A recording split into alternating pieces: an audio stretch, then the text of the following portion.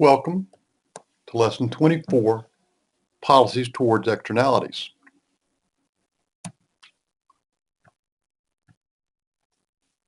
This lesson examines three approaches that government can use to reduce negative externalities. The three approaches are command and control, internalizing the externality through corrective taxes, and cap and trade. The lesson uses pollution as an example, but the concepts apply to any negative externality. You might care because knowing which policies reduce negative externalities efficiently can help you contribute meaningfully to public debate over pollution and global warming. This is a hot issue.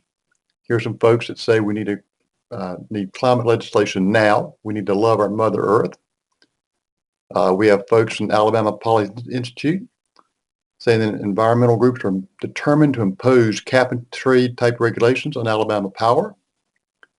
Here's somebody for putting a price on pollution, which is probably either a carbon tax or perhaps cap and trade, saying our kids are worth it. And we have the Pope Francis saying that buying and selling carbon credits can lead to a new form of speculation, which would not help reduce the emission of polluting gases. So people are talking about these issues. We have 11 main points. First, firms have three basic approaches to reduce pollution. One reason they don't reduce pollution is that their profits fall when they reduce pollution. Oh, that ought to be up. Pollution down makes profit go down. The opportunity cost of reducing pollution varies from firm to firm and industry to industry. This makes the reduction of pollution a little more difficult than it would be otherwise. The most efficient way to reduce pollution is to have firms with a comparative advantage reduce. The government can use command and control regulation to reduce pollution by setting limits on how much pollution firms can emit or requiring firms to use green technologies. However, this command and control regulation is not an efficient way to reduce pollution typically. The government can also use a corrective tax to reduce pollution. Firms would choose to emit less pollution when they are forced to pay for the pollution they emit. Pollution goes down, makes the tax go down.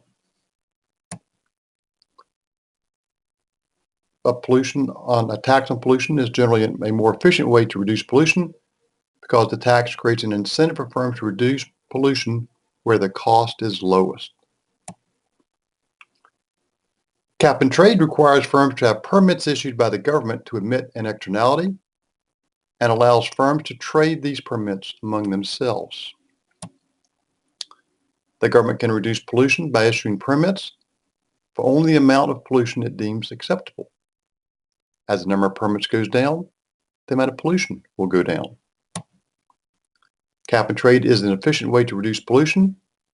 The ability to trade permits creates incentives for firms to reduce pollution where the cost is lowest. At the end of this lesson, the successful student should be able to state three possible responses by the government when trade creates externalities.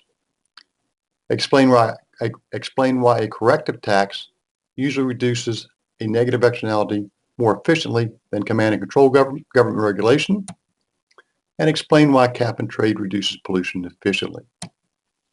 That's the end of this lecture.